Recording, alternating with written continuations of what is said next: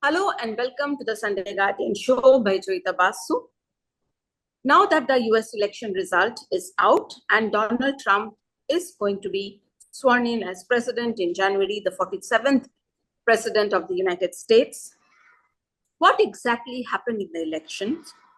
How did it go? I mean, considering given we were told that it's going to be a very close election, but in the end, it did not happen like that. To discuss this and much more, I have a very special guest with me, Col Grant Newsham, who is a retired US Marine officer and a former US diplomat. In fact, he was the first Marine liaison officer to the Japan Self-Defense Force and is a fellow at the Center for Security Policy and the Yorktown Institute. He's also the author of the book, When China Attacks, A Warning to America. Thank you, Col Newsham, for coming on the show. Welcome. Well, thanks very much for having me. I'm glad to be here. Thank you. So tell me, what exactly happened in the US election? We were given, frankly, a very different picture, that it is going to be a very close election, that actually there was actually talk that Kamala Harris may actually win. But nothing like that happened. I mean, I would say Trump swept the election. It was, in a way, it was a landslide. So how did exactly things come to this level, become like this? Well, first thing, I think you mentioned correctly that the media will give you a sort of a distorted view of things. And unfortunately, America's media today is not what it was 30 years ago, even 20 years ago. You go into the newsrooms and it's about 98% people who would vote Democratic. And even more, which is not what you want, of course, if you want ideas to be sort of fairly presented and discussed. But even more importantly, you hear from a lot of journalists, and even some older ones who know better, the idea that, well, being objective doesn't matter, as if that's not part of journalism. And that's something to always keep in mind when you're getting your press coverage about the United States, is look at the media. You know, who is it you're reading? You know, what kind of an outlet is it? Is it simply a sort of a one-sided sort of affair? And sometimes we do good international reporting, sometimes. But in general, our media is such that any foreigner, any American reading it is going to get a very different view of reality. And that goes actually for the other side. There's just not as many what you'd call conservative outlets. There's very few, in fact. But if that's all you read, you would think, well, it's going to be an overwhelming victory for the Republicans. And then when you get reality, people sort of are puzzled over why it isn't like what they thought. But that said, what happened is two things. Is first, the Republicans got their act together. And this time they actually had an effective organization on the ground that was out bringing out voters, that was making the case for the Republicans' position. Before they didn't have much of what you call a ground game. This time they did. And that made a huge difference. And also, the Republicans in the Trump campaign wisely capitalized on things which, not just polling, but even just anyone's observation, told them were very important to most voters, or at least enough of them. And that those were things like the economy, the open borders, which have allowed at least 10 million illegal aliens to come into the United States. The number's probably much higher. That has caused all sorts of difficulties for what you would call regular Americans. You know, they haven't seen their wages go up because there's so much free labor now. That's not something you like to see. And there is a lot of crime that has come along with this. When you have thousands of convicted criminals coming into the country unchecked, well, people don't like that, especially if they have to live with them. And many people do. Additionally, besides that, there's a huge cost to all of it. It disrupts neighborhoods. In small towns that suddenly have, say, 20, 30,000 new immigrants to deal with, well, that's a problem. So this is obviously something very serious that for many voters, and the polls would tell you that, if not just common observation. So you have the economy, you have illegal immigration, and you have things like the war in Ukraine, which many people see, well, you spent well over $100 billion for Ukraine, and yet our roads are collapsing, our bridges are falling down, our train system is in disrepair. And it looks like the administration is out of touch Additionally, inflation is one of the big issues, and that's something everybody sees. You go into a supermarket and prices are 2 times more than what they were before Mr. Biden took over. That's something that makes the case for the Republicans. The Republicans capitalized on it. Gasoline prices have skyrocketed. They've come down somewhat lately, given that the administration has sold off much of our strategic petroleum reserve on that. So also, if you want to buy a house, interest rates are about well over double what they were. And housing prices, rental prices have all gone up a lot. So these are things that affect regular people, and they're the results of really the Democratic Party's policies. And those are things that the Republicans could appeal to and had some effect. But so it's that combination of things that we saw that won the effective Republican ground game, and they were actually keeping a much closer eye on so-called electoral integrity. That is the way that votes are cast, the way they're counted, and the actual counting process. So they did a much better job than they had last time. Last time you had all sorts of so-called mail-in ballots coming in, ballots dropped off remotely that nobody had any idea really who had actually voted. Chain of custody was very weak in many cases. The Republicans were out there, and they had their lawyers ready to challenge efforts to modify or change electoral law in favor of the Democrats. The last time the Democrats had a very effective sort of legal strategy for shaping the election, shaping the electoral process and rules to their benefit. This time they didn't. Before it was just pretty much unchecked, using COVID as the excuse. This time they didn't. So the Republicans did better. The Biden administration's own missteps, which caused really very serious difficulties for many people, and letting in, as I said, this many illegal aliens. And nobody, we have always let in many immigrants, but they play by the rules. They come in with something like 1 million a year at least. But here you have 10 to 20 million. This was something the Republicans, had handed to them, and they did a good job capitalizing on it. And the so-called wokeness, these extreme policies, to ask. Yes, that turns off a lot of people. Obviously, there's plenty of people who support it, but you can see from the voting outcome that many people just didn't go along with this. Many people have an idea of what a man and a woman is, and when you're told and forced to actually almost recite these pledges, recite these things are not true, that is something obviously a lot of Americans didn't take well to. And given that Mr. Trump won the popular vote by about 4 to 5 million people, which is a lot by our standards, well, that ought to tell people something. And so this is, I think, why we got the results we did yesterday. Do keep in mind, while it was a big victory, in fact, some we would say overwhelming, given the advantages that incumbents have, that nonetheless, there is a sizable part of the U.S. public that did support the opposition, or did support Harris and Waltz, and that's something you always have to remember when you've won in our system. There's still a lot of people who disagree with you, but it was to me, I wasn't surprised by the outcome. It's kind of what I thought it would be, but I wasn't sure it would be that. So that's sort of how I would put that. So why do you think, because ultimately we're going to talk about what's next in terms of US foreign policy, especially with regard to China and all.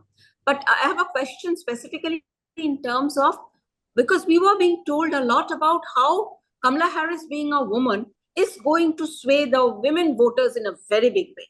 But how is it that did not happen? Was it because that she was preaching to the already converted and did not look outside her box? Is that what happened, or something else? Well, different people will see it differently. I think she made them, I think often we hear people, particularly on both sides, but particularly the Democratic side, almost looking at this in a tribal fashion. That if you don't agree with us, you're evil. And if you don't, you're stupid. And I don't think women took to that any better than men would. And I think that's the outcome wasn't surprising when I think that you have people like Mark Cuban, the very wealthy investor who owned a professional basketball team, saying that Mr. Trump doesn't like strong, independent women or something like that. He doesn't like them being around, and therefore the implied message is any woman who supports Trump is weak, stupid, a bimbo. Well, that is, to put it mildly, it's wrong, but also the people who were going to vote, they listened to that, and that shaped. I think that probably shaped votes, but it was typical actually of I think the other side's approach to things. But it didn't surprise me that women will look at the shopping bill, look at the cost of filling up their car. How can you pay the rent? Those are things that mattered, I think, more than women. I think when you're not worrying about sort of your financial situation, and you've got a good, solid government job, well, then you can worry and you can attach a lot of importance to the fact Kamala Harris was a woman. But most people who have to get through their daily life, they would look at things rather differently. And I think that does show you how it was reflected in the voting results. So when we are talking, if you can speak about foreign policy, how do you think Trump's foreign policy in general will be different from Biden's? And specifically, let's talk about the Ukraine war, the Israel, and China in the Pacific. These are the three issues I want to specifically talk about. If you can just shed some light on the matter. Well, I think you've got a glimpse of Mr. Trump's foreign policy based on his first 4 years. And he's not wedded to the sort of dogmas that both sides of the sort of the traditional Democrat and Republican establishments have had, and those were almost, as I say, dogma, but rather he's has some very practical sort of common sense ideas about things. Is look at whether something is in America's interest. Does America benefit from it? And are our friends pulling their weight? Are they providing a support as well? Are we carrying the load? This is militarily, economically. So for a long time there was a sense, well, America is such a powerful country that we can absorb sort of more of the burden than is otherwise appropriate. And I think Trump, what comes in, he's a businessman and sees, well, why are we doing all of this when the counterparts aren't doing it very much? And NATO is a case in point, where the Europeans were not carrying their weight. And Mr. Trump said that, and he was, of course, told by the experts on both sides, well, you can't say that Europeans won't like it. Well, to him, there was nothing wrong with saying it. So what you're going to see is America, I think, taking steps to rebuild its military, make its alliances stronger, particularly making them sort of more balanced alliances where other sides are doing what they should be doing to make a reasonable contribution. And he also has a sense that we do have enemies in this world. And China comes immediately to mind. And his was the first administration ever where you could actually call China even an adversary. And that's what a shock that was. In terms of Gaza, well, I think is a strong supporter of Israel. I think there's not going to be this sort of backbiting and efforts to sort of what about Iran? Iran specifically? Well, we've seen what he did with them for the first time, and he put them on the ropes economically. He had sanctions on Iran that really had them worried. Yes, he pulled out of that agreement that would have given them nuclear weapons that the Obama administration had reached. But he's going to, I think, be pretty tough on Iran and on people who prop up Iran. And I think they know who they are, the Chinese in particular. So I think we are going to see a very different approach. The Biden administration's approach to Iran was really just the Obama administration's approach to Iran, and it was soft to the point that it raises some real concerns as to whose side some parts of this administration were on. So that, I think, is going to change. The war in Ukraine, I think there's a feeling that there's going to have to be a negotiated settlement to this. The idea of the Ukrainians somehow magically rolling back the Russians with some combination of increased weapons supplies, financial support, etc. That is perhaps misguided, as I think the new administration will see it, and I think there'll be an effort to resolve it through negotiations. But I think there will still be plenty of support for Ukraine.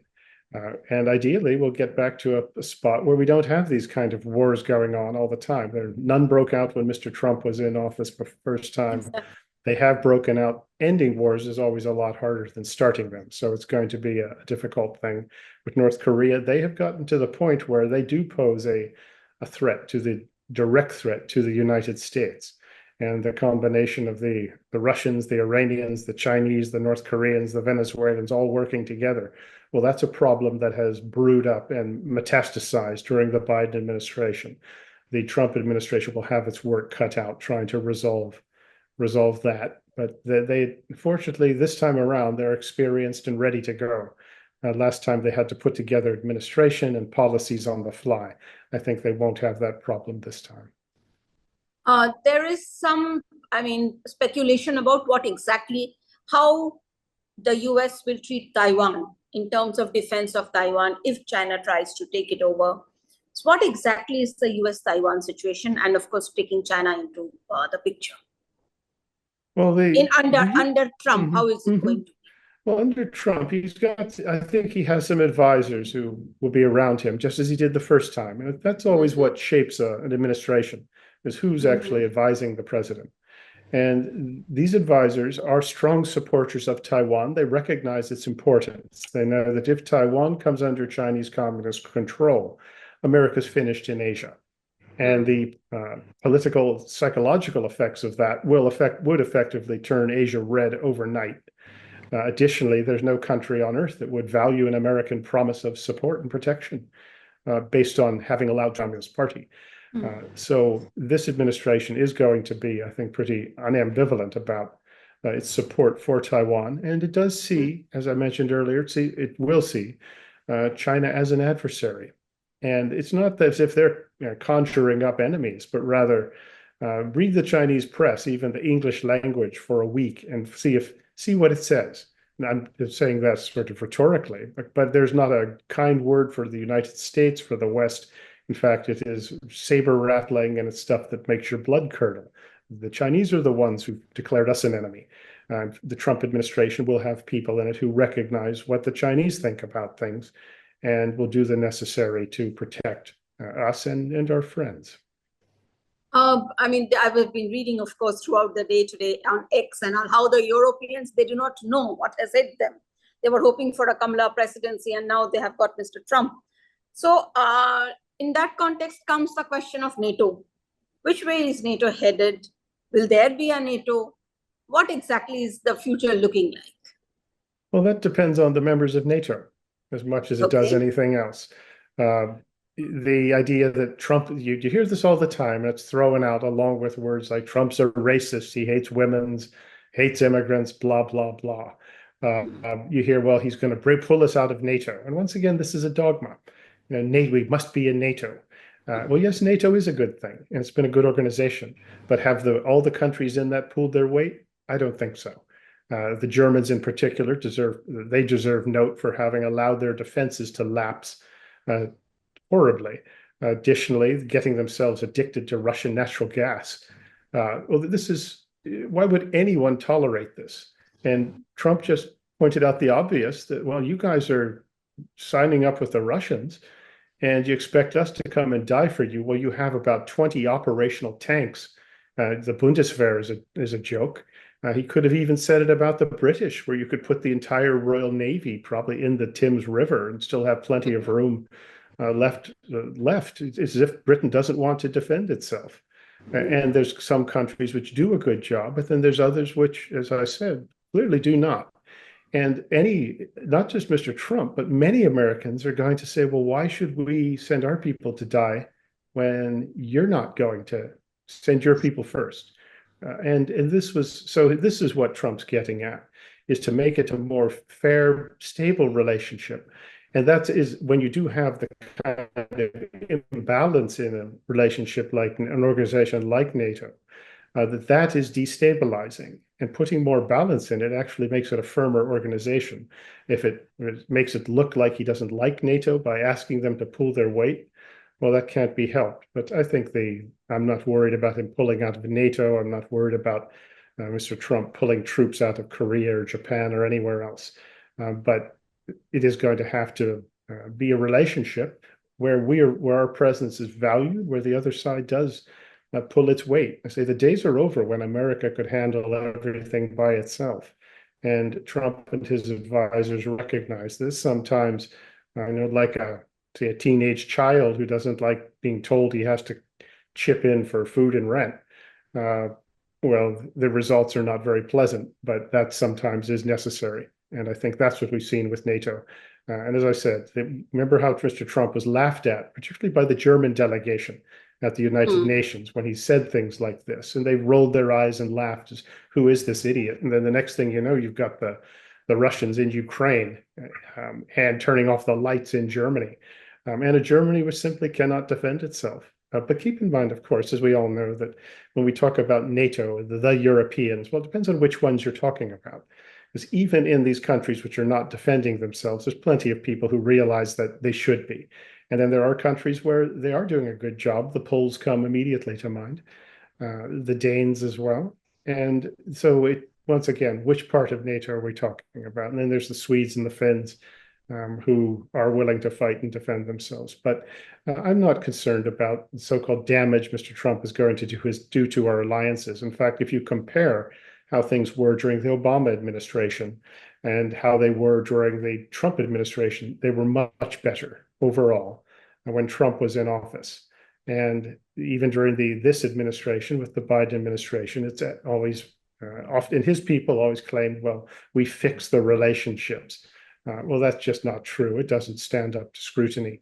They did some good things. They did some things which were not good. And I think Trump will maintain these relationships and try to make them stronger, make them more balanced. And when it comes to the need for war fighting, make them operationally useful rather than just ones where you can put on scripted exercises intended to send a message. Unfortunately, we've gotten to the point where our enemies are not so impressed with symbolism. And what about US relationship with India during his, of course, it was pretty good, and there was some kind of problems. In fact, right now, some problems seem to have cropped up. Although the defense relationship seems okay, which way do you think things are headed when it comes to India? Well, I think it's going to be better. One of the things you saw in the Biden administration, and you saw previously in the Obama administration, within a certain part of America's foreign policy class, ruling class, there's this just abnormal hatred of President Modi, ultimately. Yeah, Prime Minister That's Modi. What it comes. Oh, excuse me. Yes. No, it's okay. Fine. Yeah, Prime Minister Modi, just hatred of him, and it's unnatural. Yeah. And this shaped American policy. You saw something similar when it comes to Israel and President Netanyahu. That same thing. And you see it with Iran, but in the other direction, where you have people who think the Iranians are the good guys, Netanyahu and Modi are these evil racists, nationalists, call them what you will. And it has, as I said, it has shaped American policy in places where it does matter. It's not as if we don't have relationships with either of those countries, but you get rid of that sort of not just irrational, but this sort of insane sort of thinking that you allow your personal thinking, your personal hatreds to shape national policy. If you remove that from the equation, there's a lot of progress that can be made. And if there are real sort of issues between the countries, then you can actually address them. But ultimately, I think the Obama administration, I go back to that because in many respects, Biden administration was like Obama version 3, that it did reflect sort of really a crummy anti-Semitism that you would find in parts of American society. And Obama had it, and his administration had it, and you saw it reflected, as I said, in the Biden administration as well. And get rid of those, and I think you have a good chance for improving the relationship. And Mr. Trump does get along very well with Prime Minister Modi. Modi.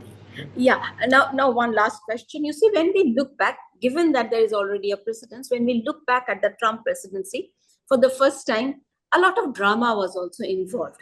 And also, I guess to a large extent, because after all, bureaucrats remain the same, every administration, there was a pushback also. And I'm told that many of the people who were with Mr. Trump, they all kind of left him, at that time, at the administrative level. How do you think this administration is going to be different from his earlier one in terms of personnel, particularly in terms of personnel? And will the narrative be again hijacked by a lot of drama that we saw? I think it's going to be better, just because, let's say, the last time Mr. Trump was in office, they weren't ready for it. I think they did a very poor job of having personnel, having candidates for positions ready, lined up and ready to go. It's almost as if on the fly. The day after the election, they started to find people. And this time they've got people in line, in place. And there will be people who served in his previous administration, and many of them are very good.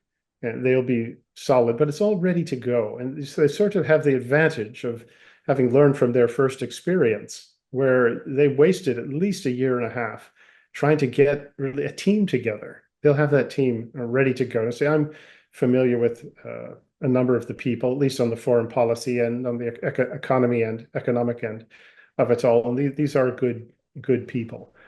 So I think they're going to do much better, and hopefully they won't have to deal with this subversion inside the administration that they had last time, which really was, and it deserves a mention, because you recall after Mr. Trump took office last time, you had these bureaucrats calling themselves the resistance, as if they were somehow comparable to people like Violet Szabo and Jean Moulin, these people that the Gestapo tortured to death, as if they were like these bureaucrats raking in 150, 200,000 bucks a year in DC had anything in comparison with the French resistance and the other anti-Nazi resistances.